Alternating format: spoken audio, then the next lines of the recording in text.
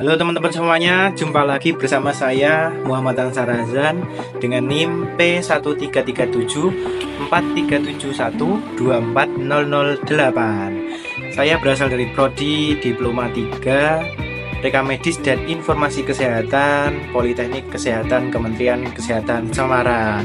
Nah, teman-teman, pada video kali ini saya ingin mereview sebuah jurnal kesehatan yang berjudul Implementasi Kerahasiaan Informasi Medis dalam Rekam Medis Pasien, Studi Kasus di Rumah Sakit Islam Atin Husada Ngawi, Jawa Timur. Nah, sebelumnya tujuan dari dibuatnya video ini yaitu untuk menyelesaikan tugas mata kuliah Etika Profesi dan Hukum Pelayanan Kesehatan. Jadi tonton videonya sampai habis. Jadi kita akan mereview jurnal ini dimulai dari latar belakang masalah. Sebelum itu saya akan menjelaskan sedikit mengenai tentang kerahasiaan rekam medis pasien.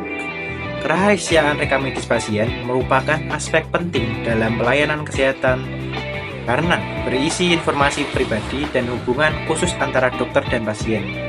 Namun, di RSI Atin Husada Ngawi terdapat masalah terkait penyimpanan dan pengelolaan rekam medis yang tidak sepenuhnya rahasia.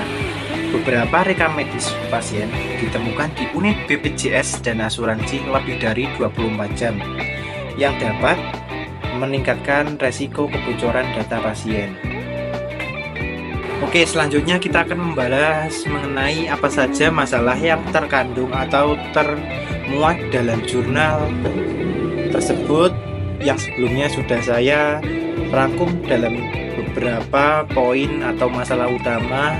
Diantaranya yang pertama yaitu kurangnya SOP yang jelas. Nah, di sini tidak adanya prosedur standar yang mengatur pengelolaan dan pengembalian rekam medis menyebabkan ketidakteraturan dalam pelaksanaan operasional rumah sakit. Yang kedua, ketidaksesuaian dengan regulasi hukum. Rumah sakit belum sepenuhnya memenuhi ketentuan dalam Peraturan Menteri Kesehatan Nomor 269/Menkes/3/2008 yang mewajibkan pelindungan terhadap informasi medis pasien. Selanjutnya, kekurangan kesadaran dan pelatihan bagi SDM kesehatan. Beberapa tenaga medis dan administrasi mungkin tidak menyadari pentingnya menjaga kerahasiaan rekam medis sehingga terjadi kelalaian dalam pengolahannya. Selanjutnya, untuk sistem penyimpanan rekam medis yang tidak efisien. Di RS ini masih digunakannya metode manual atau kurangnya sistem elektronik yang aman dapat meningkatkan resiko kehilangan atau penyalahgunaan data. Yang terakhir yaitu minimnya pengawasan internal. Tidak adanya mekanisme audit atau monitoring yang ketat menyebabkan sulitnya mendeteksi dan mencegah pelanggaran terhadap kebijakan kerahasiaan rekam medis. Jadi itulah beberapa analisis masalah yang telah saya ringkas yang termuat dalam jurnal ini. Baik, dari beberapa masalah yang kita analisis tadi, kemungkinan atau bisa jadi dapat berdampak dalam beberapa aspek. Nah, kali ini saya akan memisalkan dampaknya akan merambat atau terjadi ke beberapa aspek. Misalnya yang pertama yaitu dampak terhadap fasilitas kesehatan atau Fasyankes. Contohnya penurunan kredibilitas dan kepercayaan publik, gangguan operasional, misalnya ketidakteraturan dalam pengelolaan rekam medis yang menyebabkan keterlambatan dalam pelayanan, terutama dalam klaim asuransi BPJS. Yang selanjutnya, potensi kebocoran data medis. Rekam medis yang tidak dikelola dengan baik dapat beresiko jatuh ke tangan pihak yang tidak berkepentingan dan berpotensi disalahgunakan untuk tujuan yang tidak baik. Dampak yang lain yang bisa terjadi yaitu dampak terhadap SDM kesehatan. Contohnya, beban kerja tambahan. Jika tidak ada prosedur yang jelas, tenaga medis dan administratif dapat mengalami kesulitan dalam menangani dan mengembalikan rekam medis secara tepat waktu. Ketidakpastian hukum bagi tenaga kesehatan. Jika terjadi Di kebocoran data, dokter dan tenaga medis lain dapat terkena dampak hukum meskipun mereka tidak secara langsung bertanggung jawab. Penurunan etos kerja. Jika tidak ada kepastian dalam sistem pengelolaan rekam medis, tenaga kesehatan merasa kurang termotivasi dalam menjaga standar pelayanan. Selanjutnya, dampak terhadap masyarakat, misalnya kekhawatiran terhadap privasi dan keamanan data. Pasien yang mengetahui bahwa data medisnya dapat diakses tanpa kontrol yang ketat akan merasa tidak aman untuk berobat di fasilitas kesehatan tersebut. Potensi penyalahgunaan data. Informasi medis yang bocor dapat digunakan untuk kepentingan yang tidak semestinya, seperti manipulasi asuransi atau diskriminasi. Menurunnya kepatuhan pasien terhadap pengobatan.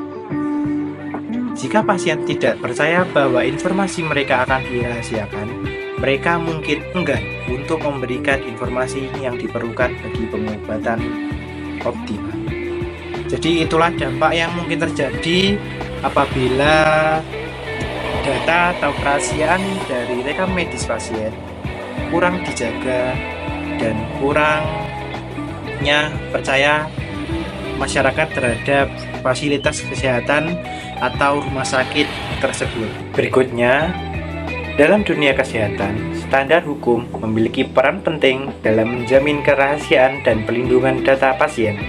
Beberapa regulasi yang mengatur hal ini antara lain Peraturan Menteri Kesehatan, Undang-Undang Praktik Kedokteran, serta Undang-Undang Kesehatan. Ketentuan-ketentuan tersebut menegaskan kewajiban tenaga medis untuk menjaga kerahasiaan rekam medis, serta melindungi hak pasien atau privasi informasi kesehatannya. Berikut ini adalah beberapa standar hukum yang berlaku pada konteks tersebut.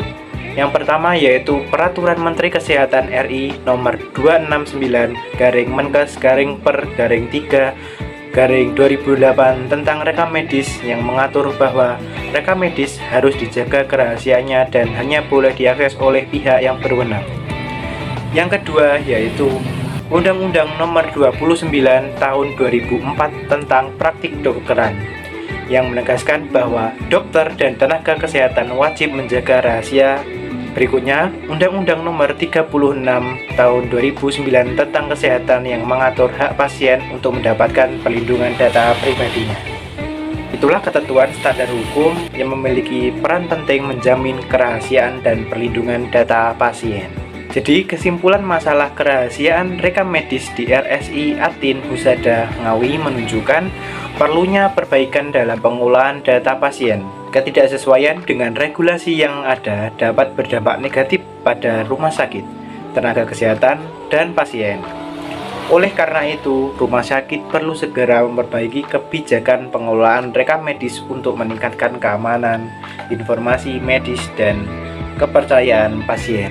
Baik, untuk yang terakhir, untuk memastikan perlindungan data medis pasien serta kepatuhan terhadap regulasi yang berlaku, diperlukan berbagai upaya strategis dalam pengelolaan rekam medis.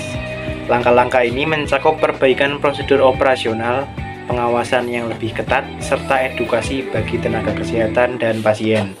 Berikut adalah beberapa strategi yang dapat diterapkan guna meningkatkan keamanan dan kerahasiaan rekam medis di lingkup pelayanan kesehatan, diantaranya yaitu yang pertama, perbaikan SOP dan implementasi regulasi, peningkatan pengawasan dan monitoring, pengembangan sistem pengelolaan rekam medis elektronik, pelatihan dan edukasi bagi SDM kesehatan, serta peningkatan kesadaran pasien mengenai hak dan dalam menjaga kerahasiaan rekam medis serta prosedur yang harus mereka ikuti.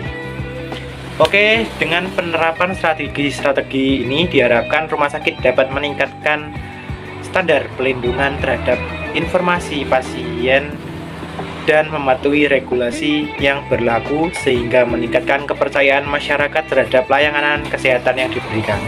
Baik, mungkin cukup sekian dari saya. Dan apabila ada kesalahan dalam pemaparan, saya memohon maaf yang sebesar-besarnya. Terima kasih telah menonton video sampai akhir. Sampai jumpa di video selanjutnya. Dadah.